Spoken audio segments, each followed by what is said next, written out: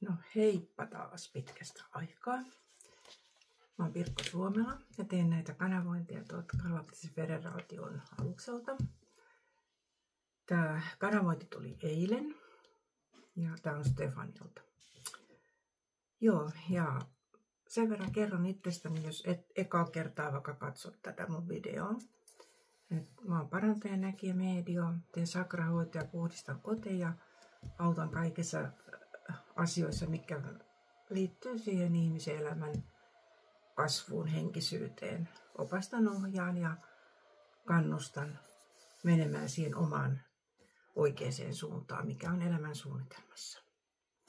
Mulla on palvelulinja 0796 008, jonne voi soitella joka aamu suurin piirtein, että mä oon melkein joka päivä töissä. Mitä sitten messut sun muut on viikonloppuisin, ja niistä voit katsoa www.pirkkosuomela.fi kotisivuilta tarkemmat paikat, ajat. Voit varata sinne keskusteluaikoja, tai katsotaan sun omaa elämää, mitä tulevaisuus tuo tullessaan, mihin suuntaan kannattaa lähteä. Voit myös soittaa mun normipuhelimeen aikoja varata, ja nekin näkyy siellä kotisivuilla. Mutta lähetä toki tekstiviestillä, koska mulla on työ ja saatan olla puhelimessa enkä pääse vastaamaan. Tekstiviestiin vastaan sitten heti, kun mulle tulee sopiva hetki. Joo, ja nämä mun kanavoinnit on aina lähtenyt sillä tavalla, että ensin tulee se kuva, joko galleriasta tai tuolta ulkoa suoraan. Ja tämmöinen kuva tuli eilen. Tässä on omena. Kaikkiaan nyt tietää, että nyt on se ihana omena-aika puutarhoissa. Uusi aika koittaa, mennyt jää taakse ja luota taas elämään. Tämmöinen viesti tähän kanavoitu sitten tähän kuvaan. Ja sitten mulle tulee teksti, jonka mä yleensä kirjoitan ylös. Ja eilen tuli seuraavanlainen teksti. Eli kanavointi 8.9.2025 Stefan. Huomenta taas pitkästä aikaa, ystäväni. Olen seurannut teidän maanne ja koko planeetan tilannetta vähän huolestuneesti. Olette monet menettäneet uskonne tulevaan ja näette sen synkkänä. Näin ei tarvitse olla. Teillä useimmilla on kuitenkin oma koti, työ ja perhe. Ne, joilla ei ole, on se kuitenkin haaveena ja tulee toteutumaan tulevaisuudessa. Mitä enemmän uskotte heitä, jotka uhoavat maaplaneetan tuhoa ja oman maanne sotaan joutumista, sitä enemmän menetätte uskoanne omaan elämäänne ja oman maanne elämään. Nämä antikristuksen kannattajat sitä haluavatkin, siitä he saavat voimansa. Te saatte voimanne siitä, että uskotte hyvään ja hyvän tuomaan elämään siellä, missä nyt olettekin. Rakkaus haluaa hyvää kaikille ja sitähän te olette kanssa haluamassa. Pyytäkää siis hyvää muille, niin saatte sitä myös itsellenne.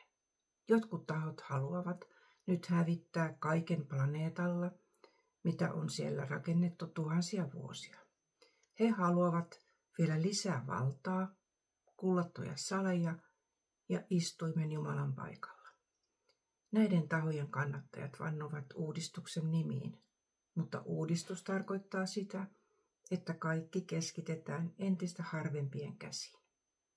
Ettekö te sitä näe? Nämä eivät ole tulleet luomaan rauhaa, vaan valloittamaan kaiken oman ideologiansa alle. Jokainen ihminen planeetalla tulee nyt ottaa oma voima käyttöön. Elämänsä tärkein asia, rakkaus, eikä mennä antikristuksen mukaan. Heidän kannattajiaan on paljon, jotka ohjaavat ihmisiä nyt harhaan. Kuunnelkaa jokainen omaa sydäntänne. Jos asiat ahdistaa, tiedätte, ettei nyt olla oikealla tiellä. Tehkää omasta elämästänne ja läheistenne elämästä mahdollisimman rauhallinen. Silloin teidän koko maassa alkaa rauhan aika, eikä lehdistökään enää halua lietsoa julmaa sotapropagandaa, joka yltyy aina, kun tämä Antikristus astuu esiin. Hän lupaa tuoda rauhan maailmaan, mutta lupaukset eivät ole pitäneet. Miksi ette näe sitä? Onko nyt jo kuultu tarpeeksi näitä huutoja ja puheita? Sen voin sanoa, että teidän maanne pysyy rauhan olotilassa, vaikka uhkia tulee vielä. Teidän maassanne sortuu myös moni valheen kaapuun, tuoden muka hyvää mukanaan teille kaikille.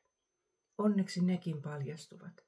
Jos ajattelee toisesta pahaa, silloin tiedät, että et ole oikealla tiellä. Paha on väärän vallan alaista ja silloin halutaan lietsoa negatiivista energiaa toisille.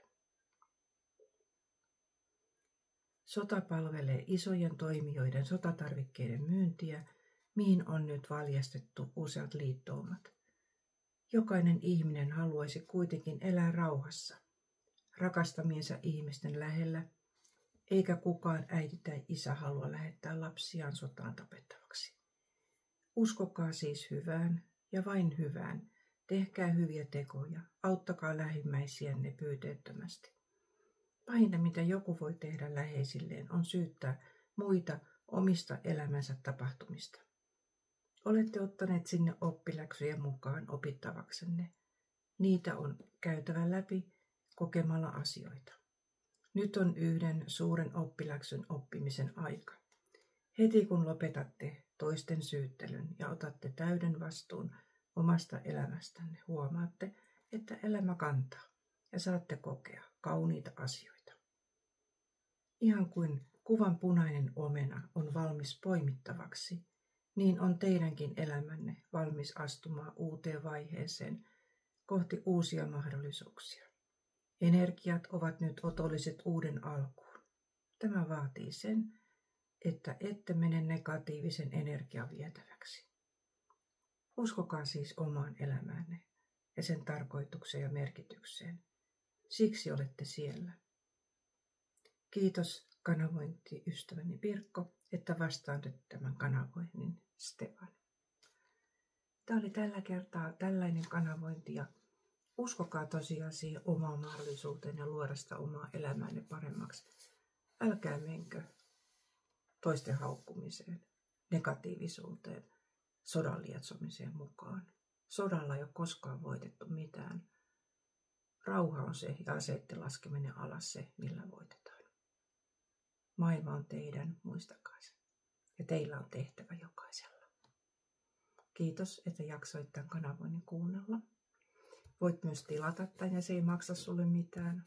Klikkaa sieltä tilauskohdasta vaan, niin saat aina tiedon, kun mä näitä sitten kanavoin ja pistän tänne YouTubeen.